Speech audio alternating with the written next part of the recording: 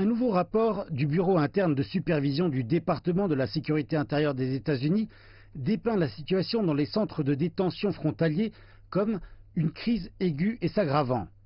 Le rapport, qui inclut ces photos, fait état d'un surpeuplement parmi les enfants, les familles et les adultes isolés. Des milliers de migrants sont détenus plus longtemps que ne l'autorisent les règles et les détenus, enfants compris, n'ont souvent aucun accès aux douches, aux buanderies ou à des vêtements propres. Le rapport vient à l'appui des conclusions de certains démocrates du Congrès qui ont récemment visité des centres de détention. Ce que j'ai vu, c'était des cellules de prison en béton où les enfants sont laissés à eux-mêmes en groupe. Les enfants sont assis ou tombent sur le sol avec la climatisation soufflant à pleine puissance. Et ils ne portent rien d'autre que leurs habits sales et se protègent d'une simple couverture de survie en aluminium. Imaginez que vos enfants dussent vivre dans de telles conditions, c'est inhumain et humiliant.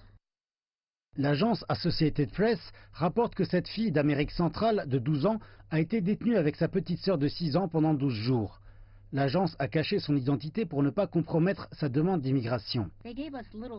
Ils nous ont donné très peu de nourriture. Les enfants ne se sont pas lavés et ils n'ont pas été lavés. Ils nous ont maltraités là où ils nous ont trouvés. Ils étaient méchants avec nous. Oui, des enfants de l'âge de ma sœur appelaient en pleurant leur mère ou leur père. Ils appelaient leur tante. Ceci leur manquait.